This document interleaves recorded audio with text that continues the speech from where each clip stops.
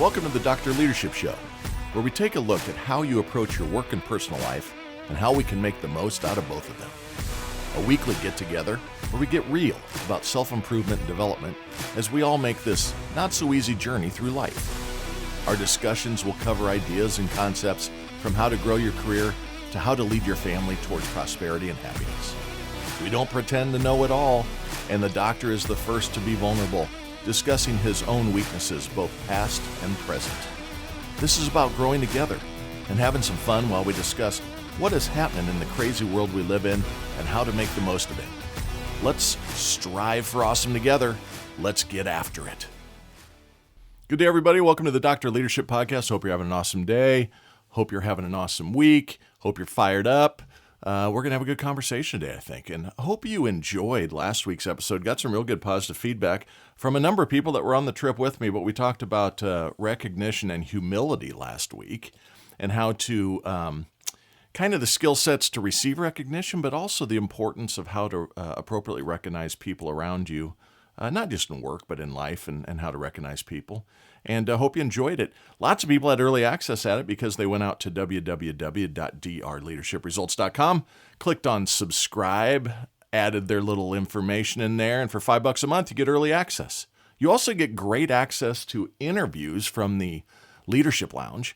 A couple weeks ago, I uploaded Kim Addis, owner of a great coaching organization located out of Canada, does all sorts of coaching, executive coaching, life coaching, relationship coaching, etc., and just a wonderful lady. Check that out. Getting ready to upload one from Dr. Chris Fusey, who is a behavioral, basically scientist, a behavioral study of the human mind, how you kind of engage, how you go about leadership, those types of things. So behavioral leadership was the word I was looking for there. Also spent a lot of time at the Modesto Police Department and was involved in the Scott Peterson murder trial. We talk about that a little bit too. That's available for members too. That's been out there for a couple weeks. Check it out. That'll be uploaded to the public here shortly, but you get lots and lots of opportunities to listen to this stuff. Be a trendsetter instead of a follower. It's $5 a month. Invest. Try it. So wanted to make sure that we touched on those last episodes, but really what I'm doing today is I'm recording this on Sunday, and I know you always get that. I do that earlier in the week. And as I'm sitting here, I'm wondering how many of you on a Sunday are fighting the Sunday blues. We're going to talk today about managing career fatigue. That's the name of the episode. I think it's episode 93. Wow. Can't believe that 93 weeks ago we started doing this. And we're going to talk about those Sunday blues. You know the blues I'm talking about, right? Oh, crap, I have to go back to work tomorrow. Oh, crud, I have to get on a plane and travel this week for work. I have to get the kids ready for school again. It's coming into that season. Be careful, be ready for those school buses, just like you watch for the motorcycles when the spring weather pops. Start watching for those school buses and those kiddies crossing the street and walking on the sidewalks. Pay attention, everybody.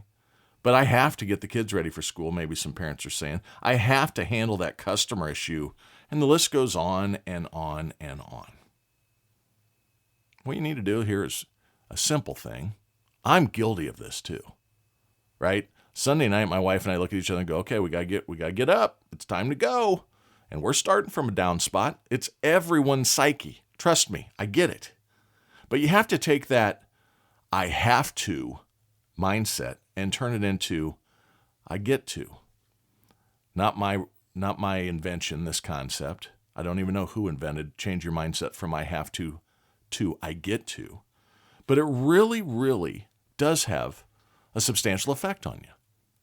I mean, you could have a problem where the kids are grown up. Not a problem, but the kids are grown up and you don't get to get them ready for school and have those fun interactions and drop them off at school and see their eyes light up as they see their friends. You don't get to help them take their art project in for the fair.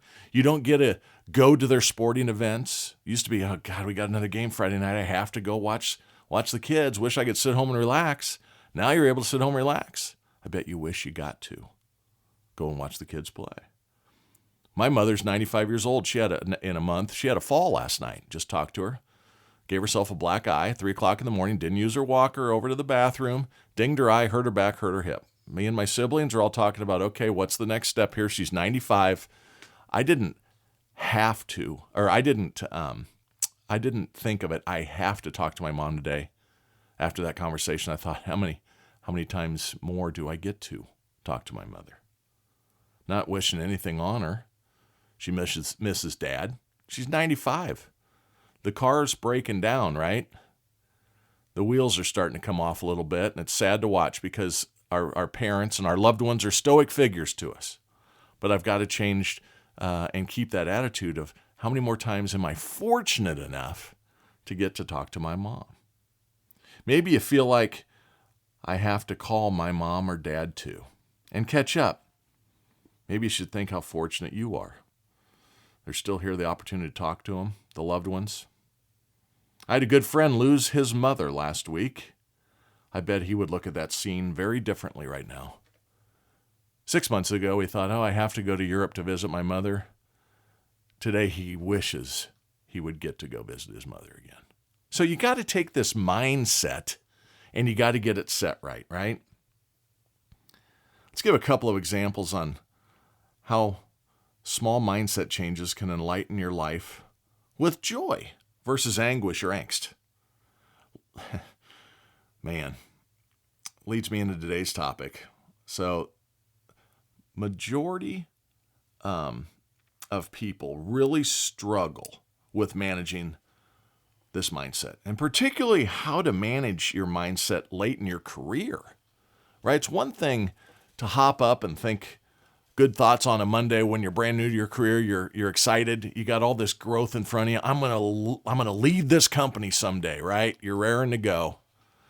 But man, who out there is tired? I'm tired. You tired of work? Tired of the grind? Tired of responsibility? I know a lot of people aren't tired of responsibility because they've never taken any. They aren't frustrated with accountability because they don't use any. It's like our government. No one's accountable for anything. How about frustrated? Are you in a spot in your career where you think you could do anyone else's job so much better?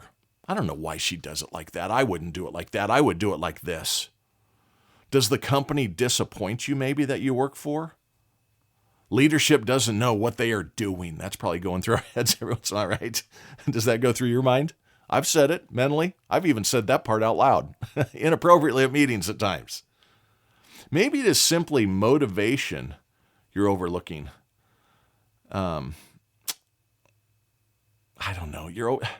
How do I say this? Maybe it's motivation you're looking for and you are struggling finding the motivation. All these things are a clear sign it is time for a mental reset for these final laps in your career, right?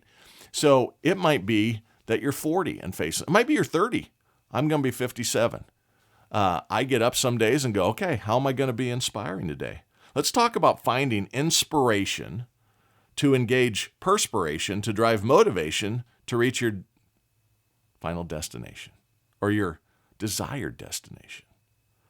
It's time for a case of the shuns, as we say.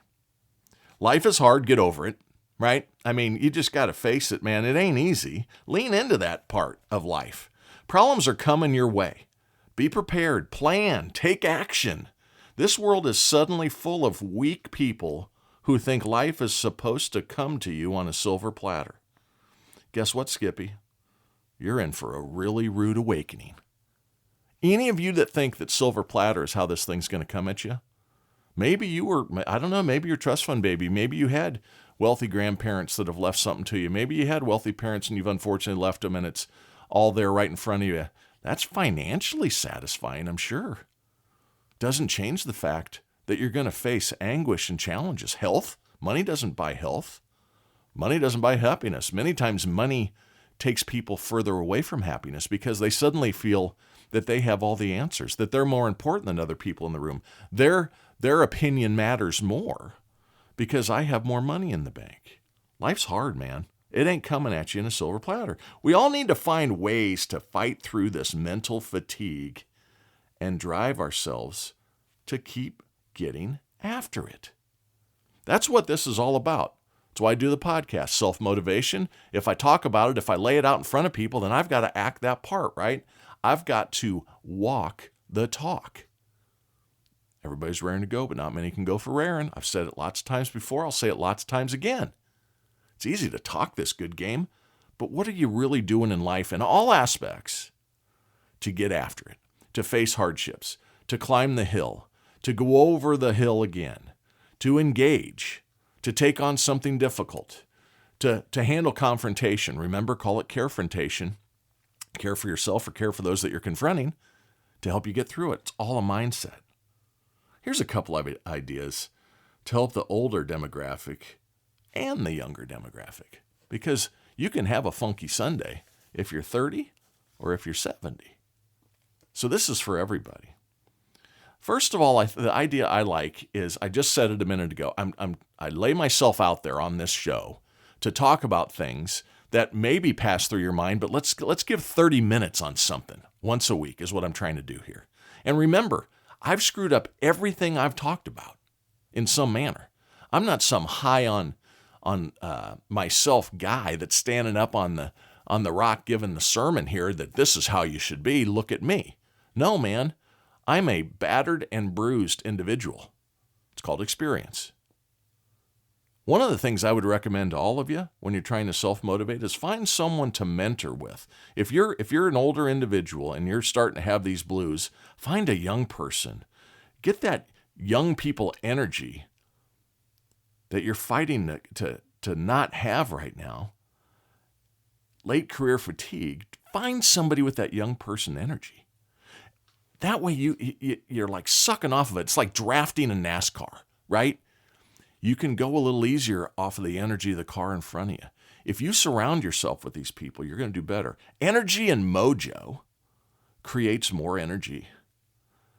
It creates more positive mojo. High achievers, this is factually proven, lots of studies out there.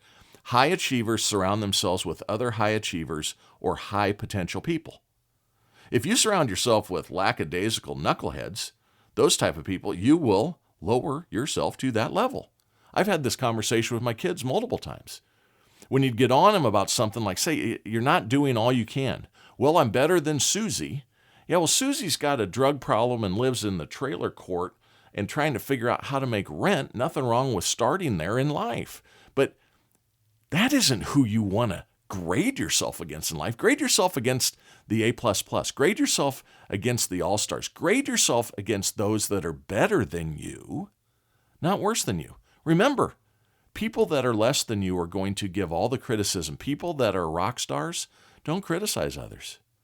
First of all, they know how hard it is to get there. Second of all, they know how hard it is to lose it. They're just concentrating on being awesome. They don't have time for your gibberish. Surround yourself with energy. Surround yourself with high achievers. Warren Buffett says, the 5 people you surround yourself with will determine your outcome more than anything else in life, right? He also says the best investment to make in the world is in yourself. So find 5 really awesome people, invest in building relationships with them, and watch your angle of attack on outcomes in life increase. If you surround yourself with those lackadaisicals, man, it's going to end in a crash. Strive to be in an awesome village. Then drive to be the mayor of that village, right?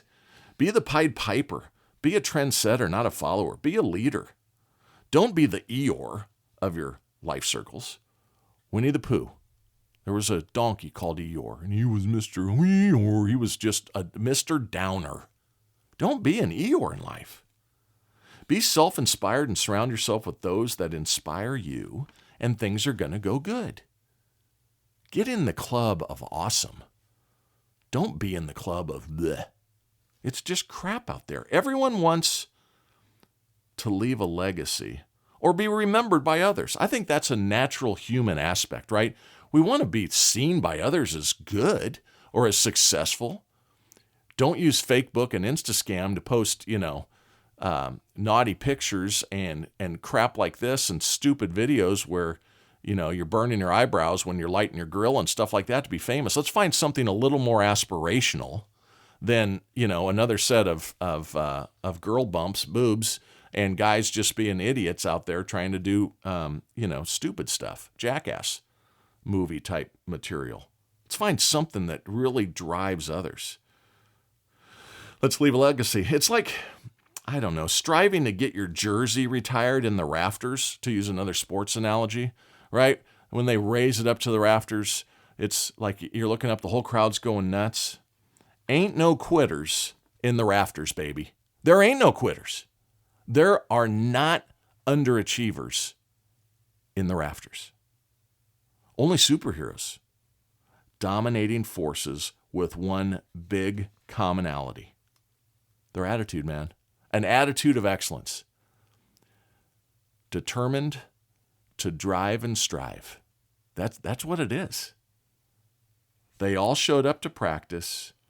They all worked through the pain and the days when they didn't want to do it. Remember, dedication and drive, desire, work ethic, accountability. Come on, man, this isn't hard. This is what you have to do. So you have to determine if what your goal is really your goal. Because how you act chasing that goal determines if it's really your goal. I'm going to be number one, or I'm going to be awesome, or I'm going to be financially independent. Did you act yesterday like you want to be financially independent? Did you act the day before like you want to be financially independent? Or did you go to friggin' Chick-fil-A and pick up the tab for 3 buddies because you're playing high flyer because you got an extra $100? Buy your own Chick-fil-A, put the other $90 or $85 now with inflation into a retirement account. Come on, man. Walk the talk. Remember your purpose. If you don't know what it is, that's the first step. Remember what your purpose was late in your career. If you're facing the fatigue and you just can't get going, why did you go hard before? I wanted to give the best things for my kids. Okay. Do you still not want to do that? The best things for your kids are being a great example through the tape, running all the way through the tape. You want to be financially independent? Maybe you're already financially independent. Great. Maybe you keep striving so you can give more to those that are less fortunate. The other thing I would say that people don't do a good enough job on in this big world that we fight through is resting and resetting. Rest and reset consistently. All of us need rest. All of us need to recognize that we need to re-energize on a regular basis. Life is hard. If you go hard and don't rest, you run out of hard. I promise you. So you've got to step back, disengage. All of us need to disconnect. This is how you refill the inspiration tank, man. You remember your why when you're sitting on vacation looking there at the water and maybe your kids are running and playing on the beach and you go, was all worth it. Can't wait to get back until I get to do it again for the family vacation next year. Or you make a financial goal with your spouse, wife, significant other, girlfriend, boyfriend, whatever. Celebrate it. A little toast. Maybe it's your first $100,000. Maybe it's your first million. Maybe it's your 5th million. All right. How do we take it to 10? How do we take it to 200,000? How do we take it to 2 million? Maybe it's trying to save for the down payment on the house. High five, and then start saving to make an extra mortgage payment once a year to pay your mortgage off 7 years faster. All of these things are the same. All of these things in life that are hard require dedication and perspiration to get through it. So why do you think your career later in life, or why do you think your career any time in life is different than that? We all need to disconnect. We all need to refill the tank. Remember your why, and then go back into the field of battle, ready to take it on once again. Many achievers struggle here. See, what happens on achievers is many of them have an internal fear of failure. And this starts to kick in. For many, many years, I still struggle with this at times. I'm on vacation, I feel guilty. I just got to check the phone, man. I got to make sure that there's not some email. There's something happening at the company that the company will not survive unless I engage. I'm a fool when I do that. You got to flip it off. You got to understand, especially in a large company like me, I'm having an impact today, and yet the company is going to run without me someday.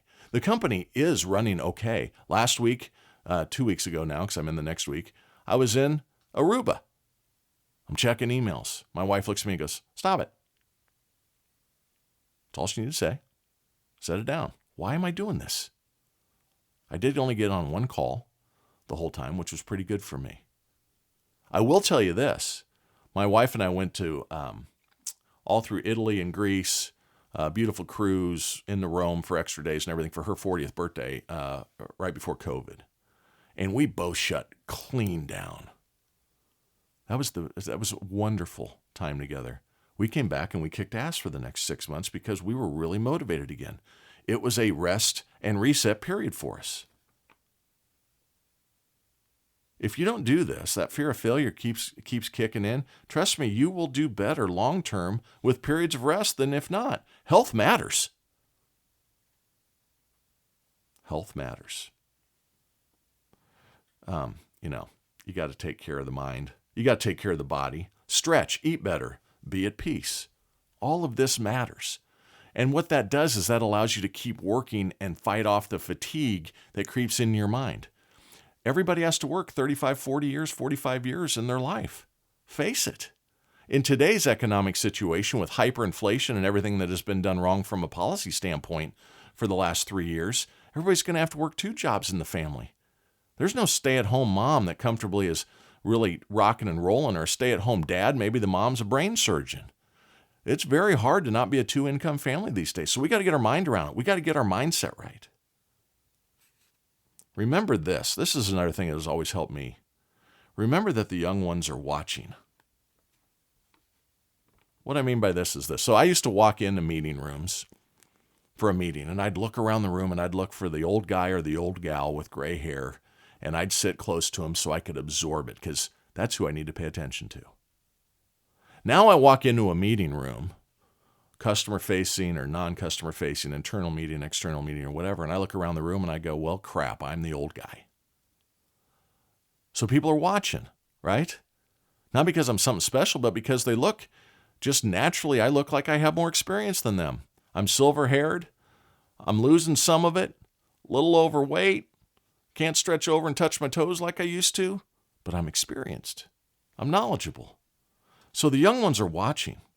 Our society needs toughness and tenacity. So as you struggle with Sunday night blues, remember you're doing it for the village too, man. Strong people make good times. Strong leaders make good times.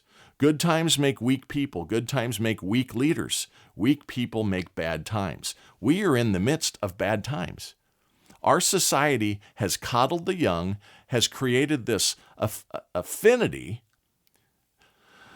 to post and crap on social media, and that's how you make your life go, and feeling down if someone else has more than you. Man, buckle up, let's go. This is why we are where we are in society. Let's all help turn it around. Be a pillar, not a poor me. Be a victor, not a victim. Prove to the others that this inspired and driven approach is the way.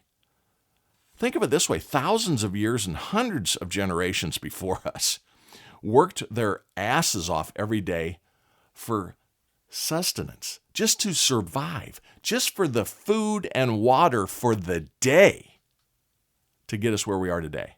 And now we think that, hey, remote work, get to work from home, except those service people, except the people that have to fix the cars, they don't get to work from home. But I should be a laptop warrior. I should be able to do whatever I want. How come I'm not making $400,000 a year at 25 years old? I cannot believe they aren't giving me this lifestyle, the rich and famous. Shut it up, Skippy. Life's hard. Generations upon generations upon generations before us faced much greater hardships. That's why they only lived to 40 years old 250 years ago. It's why they only lived to 50 years old 150 years ago. It's why they only lived to 60 years old 100 years ago. 50 years ago, the average age was in the early 70s. Now it's in the 80s. It's actually going the other direction. You know why? We're weak. You got to fight through these times that are challenging. Why are we any different than the thousands of years of people before us, the generations before us? Some things change, and some remain the same. This is one that remains the same. If you run through the tape, if you run through the tape and win, then stand on the podium, then get right back after it. That's what good looks like. Celebrate the wins, high-five it, and then be inspirational to others again. Be inspirational to your neighbors. Be inspirational to your friends. Be motivational to your kids. Set high expectations. Celebrate when it's good. Correct course when it's not. Give feedback. Feedback's a gift if people choose to accept it. Lots of people think that if you give feedback, oh, so rude. No, man. You don't see it because you're so self-centered right now and you're so focused on woe is me that you got to realize your approach sucks. Your goal is admirable. Your approach sucks. So you got to get after it. Get up in the morning, get dressed, look the part, be the part, celebrate, reset, do it again. This leads to one thing. Awesome. Keep that shit up. Talk next week.